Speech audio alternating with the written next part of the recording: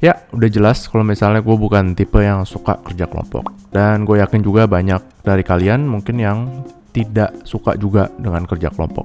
Ya mungkin kalau misalnya sama gue mungkin agak introvert, mungkin juga males kalau misalnya harus dengan drama-drama yang gak jelas atau dengan politikan yang gak jelas di dalam kerja kelompok.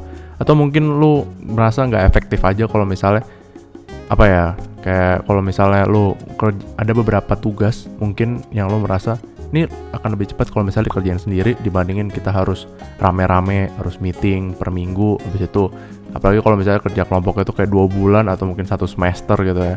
Jadi kayak nyebelin banget dan buang-buang waktu, kayak itu padahal bisa diselesain mungkin dalam seminggu udah beres gitu.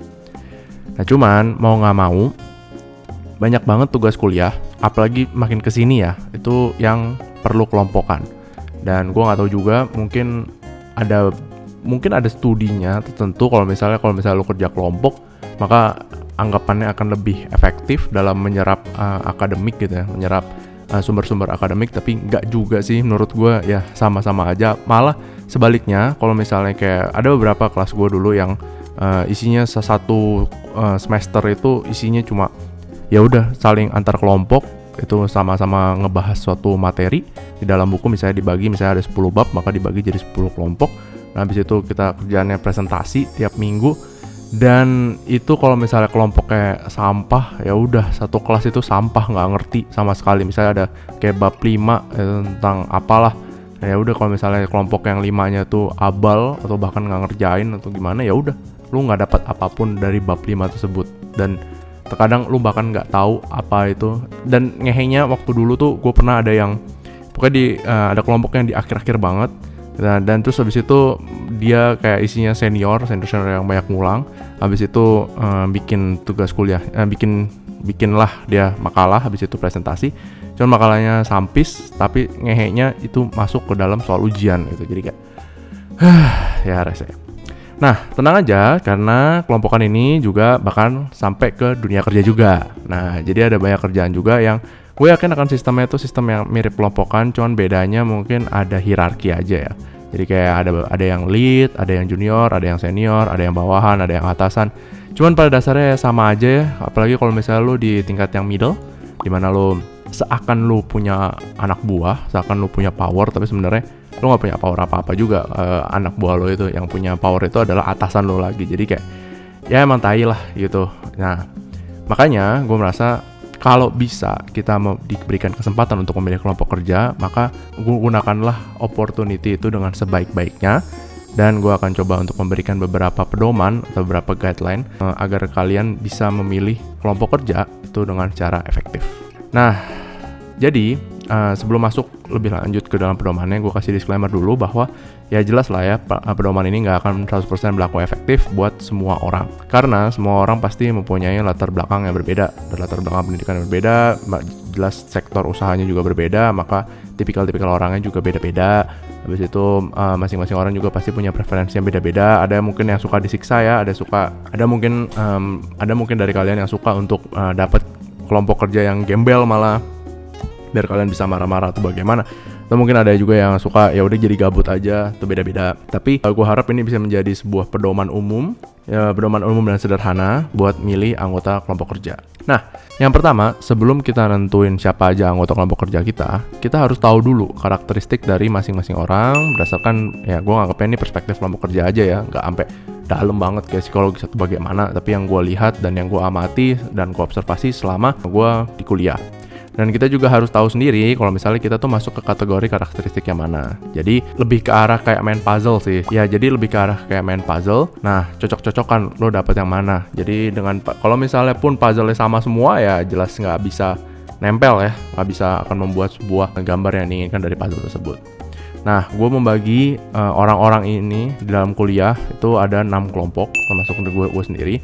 Nah, kelompok pertama itu adalah kita sebutnya itu kelompok ambi akademis. Nah, kelompok ini biasanya terdiri dari orang-orang yang sering duduk di baris paling pertama atau baris kedua dari kelas kuliah, dan mereka tuh biasanya selalu dengerin dan selalu nyatet apa yang diomongin sama dosen. Baik itu sekarang nyatet paling di laptop ya. Nah, ada beberapa poin plus kalau misalnya kerja sama kelompok ini.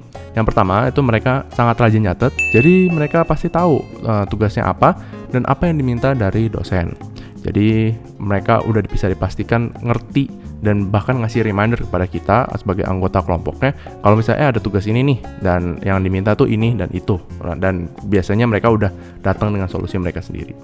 Nah, yang kedua, mereka juga punya inisiatif yang tinggi buat ngerjain tugasnya, jadi bisa memberikan drive atau memberikan push kepada anggota-anggota kerja yang lainnya. Dan yang terakhir, poin plusnya adalah mereka sering ngecek apa yang dikerjain sama kelompok sebelah. Jadi cukup gampang untuk kita ngecek apakah kita masih on track dengan apa yang diinginkan daripada dosen atau dan diinginkan dari tugasnya, atau ternyata malah salah dan kita malah menyimpang. Nah, cuman tentu ada poin negatifnya. Nah, yang pertama, karena saking ambinya, terkadang mereka tuh malah jadi over initiative dan malah bisa jadi bossy, cenderung ke arah otoriter karena mereka maksain gimana cara ngerjain tugas versi mereka. Jadi kalau misalnya beda kita ngerjain tugasnya itu mungkin dengan approach yang berbeda, maka bisa aja mereka mempunyai kemungkinan untuk kontrol A terus del kerjaan kita semua, terus habis itu dibuat ulang sama mereka. Yang mana itu gak masalah sih sebenarnya kalau misalnya mereka ngerjain sendiri ulang, malah bagus. Bahkan kalau bisa kita nggak usah kerja dari awal sama sekali gitu kan.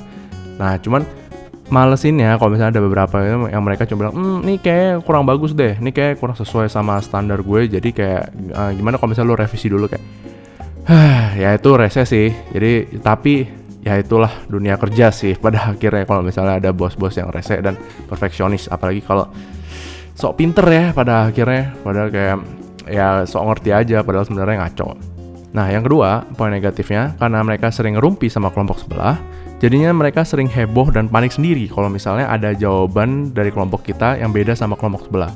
Padahal bisa aja kelompok sebelahnya itu yang bego dan salah ngertiin apa dari tugasnya.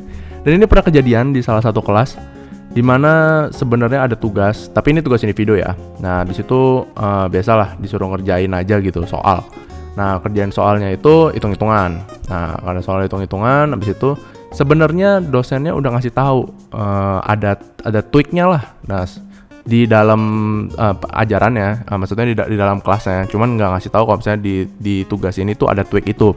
Cuman udah dikasih tahu. Nah, terus seperti biasalah orang-orang satu kelas isi 50 orangan lah. Nah, itu baru ngerjain pas pagi-pagi karena emang soalnya kayak cuma satu dan itu gampang lah, kayak lu 5 menit nyalin juga beres sebenarnya. Nah, itu nyalin ke salah satu orang dan orang ini kebetulan yang lumayan ambi, cuman salah. Nah, kebetulan ya udah pada akhirnya satu kelas itu salah semua karena gak ada yang ngerti. Bahkan ada yang kayak ini kayaknya nggak begini deh sebenarnya, cuman malah jadi kayak ya udahlah ngikutin aja orang kita udah nyontek dari yang pinter gitu loh. Jadi kayak ya dudul juga pada akhirnya. Nah, ini biasanya kayak mereka ini yang akan memberikan voice gitu. Kalau misalnya kayak ya dia kan yang pintar, masa salah gitu, masa mereka salah ngertiin, kan mereka juga yang nyatet. Jadi kayak ya hati-hati aja masalah hal kayak begitu. Nah, lanjut ke kelompok 2, yaitu kelompok ambil lomba. Nah, bebas mau lombanya dalam negeri, luar negeri, lebih parah kalau luar negeri ya, karena mereka harus persiapan lama, habis itu tekal cabut kelas sama sekali. Kemudian ada baik itu di sektor akademik, habis itu olahraga ataupun juga seni, apa aja deh yang pokoknya bikin mereka merasa biasanya tuh lebih tinggi dibandingin daripada mahasiswa biasa yang ngejalanin kuliah apa adanya. Yang mana ya nggak masalah juga sih, ya memang pada akhirnya mereka memang memiliki prestasi yang lebih tinggi dibanding kita-kita yang ngejalanin kuliah biasa aja.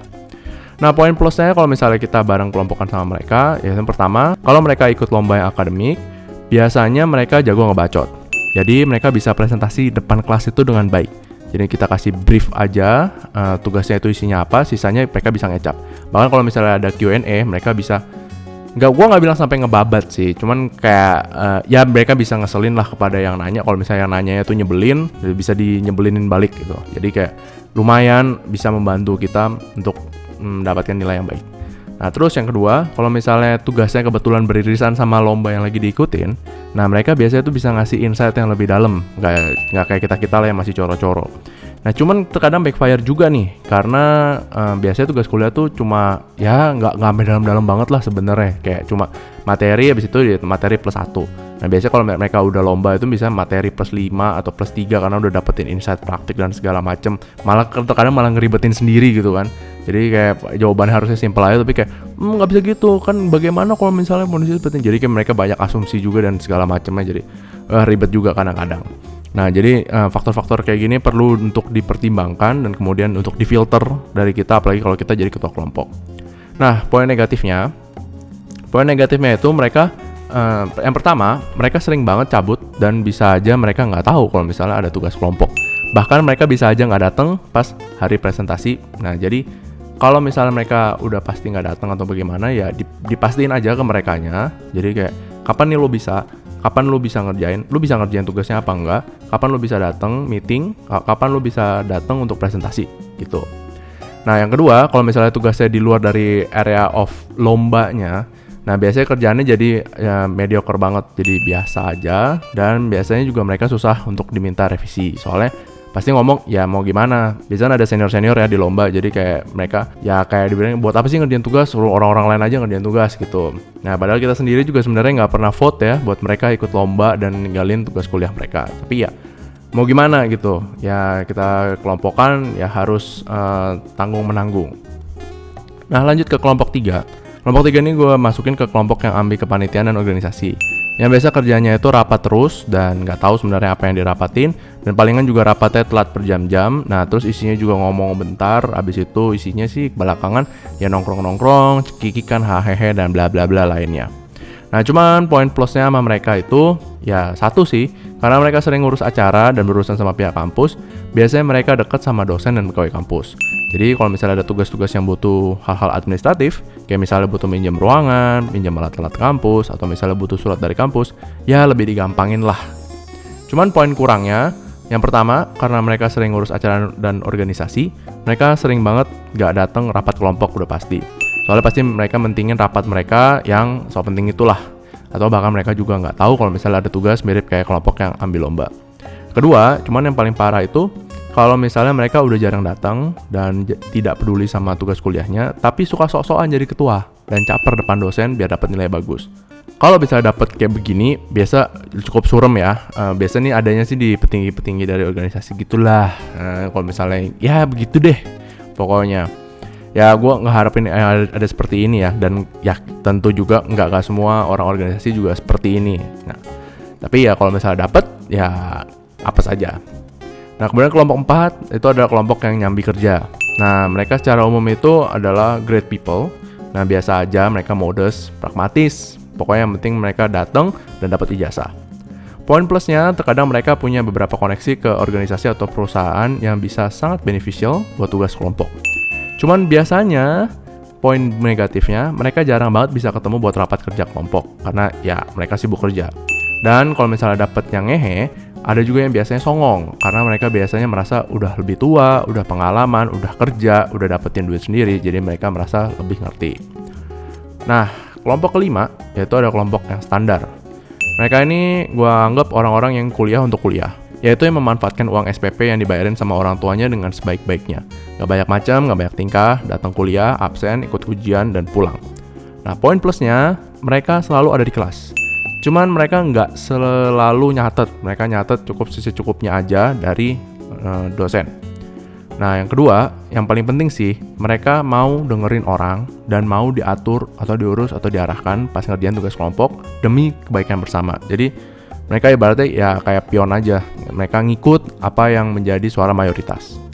Poin negatifnya, biasanya mereka sangat pasif. Jadi harus banget di kelompok ini ada leadernya yang bisa ngasih tujuan dan motivasi buat mereka ngerjain tugas dengan maksimal. Kalau enggak, mereka bakal ngerjain tugas sangat seadanya. Atau bahkan kopas beberapa kali. Nah, yang kelompok 6, itu adalah mereka yang kelompok yang nggak gitu peduli sama kuliah. Bisa jadi mereka yang gaul, mereka yang borju mampus dari kekayaan bokap-nyokapnya, jadi nggak pernah peduli sama urusan kuliah, atau mereka yang nggak suka sebenarnya kuliah ya, jadi kayak dipaksa sama bokap-nyokapnya juga, atau mungkin mereka-mereka yang punya kesibukan di luar yang sangat sibuk, jadi bahkan ke kampus aja nggak pernah. Nah, poin plusnya biasanya mereka nggak banyak macem ya, nggak banyak minta, dan mereka bersedia untuk membayar duit buat anggota kelompok kerja yang lain. Pokoknya kalau ada misalnya harus kemana, harus patungan, harus segala macam, mereka bisa bayarin atau bahkan bayarin dan nanggung biaya yang harus dikeluarin sama anggota kelompok lainnya.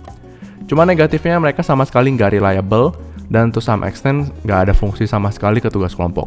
Jadi mereka ini mesti orang-orang yang mesti digendong banget lah sama anggota kelompok lainnya, bahkan ketuanya. Nah, kalau misalnya kita udah tahu karakteristik dari masing-masing orang, nah saatnya kita nentuin balance dalam anggota kelompok. Percaya nggak percaya, kelompok kerja yang efektif malah kelompok yang isinya bukan satu jenis atau satu karakter yang sama semua. Misalnya, kalau semuanya ambi, malah berantakan, nggak ada yang mau ngalah. Kalau kelompoknya cuma mau orang-orang yang bayar duit doang, maka nggak ada yang ngerjain juga. Makanya nentuin anggota kelompok ini kayak gue bilang tadi, kayak main puzzle, ini harus pas dan nggak ada yang jelek ya. Ibaratnya, kalau bisa lu punya, kalau misalnya lu main catur, ya kalau bisa lu masih punya semua bidak catur lu masih punya kuda, lu masih punya menteri, lu masih punya pion, bahkan semua harus ada dan bagus. Nah, cuman sebelum nentuin, kita juga harus tahu kita tuh masuk ke kategori yang mana. Kalau kita udah tahu misalnya kita tuh anak yang ambil lomba, ya udah kita pilihlah sekelompok sama yang ambil akademik, biar kita ngikut aja lah apa yang mereka mau. Nah, sebaliknya kalau misalnya kita anak yang ambil organisasi dan kita suka ngatur-ngatur, carilah orang-orang yang kelompok yang dari standar, biar mereka nggak banyak cincong dan ngikutin kita aja. Nah, gue udah bikin ada beberapa pedoman yang bisa dipakai pas nentuin anggota kelompok kerja. Yang pertama, jangan ada 2 nahkoda di dalam satu kapal. Dan ini penting banget. Jadi pastiin kalau misalnya anak yang ambil itu kalau bisa cuma 1 atau 1 geng. Nah, gue bilang 1 geng ini karena setidaknya mereka bisa punya 1 suara ya. Mereka bisa keluar dengan 1 suara. Kita tahu juga ada beberapa tugas kuliah yang kelompokan itu gede banget, bisa sampai 50 orang gitu dalam satu kelompok. Jadi mau nggak mau kita harus ada banyak geng kan. Nah, kalau begitu kita udah ngomongnya itu geng dan geng. Nah, makanya gue bisa kesimpulin kalau misalnya yang satu geng harusnya mereka punya 1 suara. Nah, jadi kalau misalnya semua anaknya ambi dan di dalam kapal itu banyak nahkoda, nggak akan jadi tuh makalah kelompok, dan kebanyakan ditarik ulur ego yang nggak penting, bahkan sampai ke drama dan berantem. Dan gue juga udah pernah ngerasain ini dan gue nggak suka ada di posisi seperti ini. Nah, cuman kalau nggak ada nahkoda sama sekali juga bahaya. Atau kalau nahkodanya geblek gitu justru juga bahaya juga. Atau nahkodanya pasif banget atau terlalu demokratis, itu juga nggak. Memang yang paling benar itu adalah benevolent dictator ya. Atau bisa juga kayak sistemnya gimana ya, gue pernah ada dalam satu kelompok yang mana ketuanya itu cukup pasif, cuman anak-anaknya juga mereka punya inisiatif, cuman nggak yang overlapping satu sama lain, jadinya bagus juga. Nah itu, tapi itu jarang terjadi. Gue yakin itu jarang terjadi karena mereka sama-sama put their ego aside. Nah itu, tapi itu sangat bagus waktu itu dulu. Cuman ya dipastiin aja kalau misalnya setidaknya ada 1 nahkoda yang bisa bikin kita maju. Apapun itu, baik itu lo merasa buruk atau jelek atau kayak belum tentu bagus, setidaknya nahkodanya tahu mana yang mau dituju. Itu lebih baik dibandingin nahkodanya aduh nggak tahu mau kemana, atau bahkan ada 2 atau 3 nahkoda. Nah, jadi gue tetap merasa bahwa ada seseorang yang tetap ngelit di dalam sebuah kelompok. Nah yang kedua, pastikan mayoritas dari anggota kelompok ini adalah mereka yang berasal dari kelompok standar. Jadi yang penting itu adalah mereka yang rajin. Gak perlu nilainya bagus, yang penting rajin, mereka mau ngerjain tugasnya dan gak ribet untuk diatur dan mau diarahin. Yang penting adalah rajin ya, bukan yang pintar. Nah terus juga gak perlu banget unnecessary drama, kita berantem atau bagaimana. Karena biasa sama kelompok yang standar ini, ya mereka pada dasarnya sih nurut ya. Mereka pada dasarnya itu kayak kelompok domba aja. Kayak mereka tinggal diarahin aja mereka mau kemana. Lebih baik tugas kelompok yang selesai daripada tugas kelompok yang tidak selesai atau mandek di tengah. Itu lebih kacau lagi. Dan pedoman terakhir yaitu hati-hati kalau mau kelompokan sama temen yang segeng sendiri. Iya sih, emang kelihatannya kayak lebih gampang ya kalau misalnya ngerjain tugas sama orang yang udah kita kenal dan udah kita percaya. Cuman nggak semua temen main ya. Ini maksudnya geng-gengnya main ya, geng buat hura-hura. Itu nggak semua geng main kita itu enak buat diajak kerja kelompok. Dan sebaliknya, nggak semua teman belajar kita juga enak buat main. Jadi wajar aja kalau misalnya seorang tuh punya teman main dan teman belajar yang berbeda. Bagus banget kalau misalnya ada teman main dan teman belajarnya itu satu ya. Maksudnya ada beberapa orang yang bisa memisahkan, oh gue lagi main, ya gue seru, gue asik. Tapi kalau misalnya gue lagi kerja atau gue lagi belajar, ya gue akan serius juga. Nah, itu adalah beberapa pedoman yang bisa gue berikan pada kalian. Nah awalnya mungkin kita ngira ya udahlah ini paling kegiatan kelompok-kelompok tai kucing ini juga paling cuma jadi selama kuliah aja lah. Ntar kalau udah dunia kerja pasti beda. Ya kenyataannya sih sifat dan karakter dari kita pas kuliah itu pasti kebawa juga di dunia kerja. Jadi ada beberapa kebiasaan kita kalau di dalam kelompok, baik kita sok ngatur, baik kita pasif banget, atau misalnya kayak mau bayar doang, atau misalnya malah mensabotase dari sebuah kelompok, ya itu akan kebawa juga sampai ke dunia kerja. Dan tainya memang banyak kerjaan yang ujung-ujungnya harus dikerjain secara kelompok, harus keroyokan beberapa orang. Gak semua kerjaan itu kita bisa kerjain sendiri. Hoki banget kalau misalnya kita bisa ada di sebuah lingkungan pekerjaan yang kita bisa kerja sendiri. Nah jadinya mau gak mau kita harus bisa milih teman kelompok kita yang bagus, yang setidaknya bisa lah diajak kerjasama bareng sama kita. Nah jadinya nggak gitu repot. Nah kalau gue sendiri, gue adalah orang yang mau nggak mau dibilang ya punya ego dan punya ambisi tersendiri terhadap sebuah kelompok. Cuman gue juga udah coba untuk kurangin, dan gue bisa fleksibel ya. Akan bagus banget kalau misalnya kita menjadi seseorang yang fleksibel. Jadi kalau misalnya semua pasif, ya kita bisa jadi aktif. Tapi kalau misalnya lu udah lihat kayak ya udah deh, ada 1 atau 2 orang yang aktif, udahlah kita mending pasif aja, kita diam-diam aja. Ya terserah aja mereka mau ngapain, mau mereka mungkin agak ngawur dikit, ya sudah nggak masalah. Kayak gitu lebih mending kita jadi kayak wakilnya aja. Jadi kita lebih ke arah fokus kepada hal-hal teknis yang berlaku bagi mereka-mereka yang menjadi anggota kelompoknya. Itu sih pengalaman gue untuk memilih kelompok kerja. Dan ya pastinya ya kita nggak bisa terus menghindar dari kelompok kerja ini. Nah, dan gue yakin dari kalian juga pasti pernah ngerasain kelompokan sama orang yang nggak enak. Itu udah pastilah dalam hidup ini, udah pasti. Baik dari SD, SMP, SMA, kuliah, atau bahkan kerja, itu pasti kita udah ngerasain sendiri. Punya bos yang ngehe, punya anak buah yang ngehe, itu udah terbiasa. Nah makanya mau nggak mau kalau misalnya kita punya kesempatan untuk memilih, ya kita cobalah untuk pilih yang secara efektif. Nah oke, itu aja beberapa refleksi dari gue, dan mungkin itu bisa dijadikan pedoman. Ini pure dari apa yang gue amatin. Dan tentunya kalau misalnya ada yang berbeda juga nggak masalah, atau misalnya ada yang mau kalian tambahkan juga boleh, silahkan ditambahkan di kolom komentar. Oke, jangan lupa like, subscribe, dan komen. Oke, dan sampai jumpa lagi di video Mediocre View selanjutnya. Bye.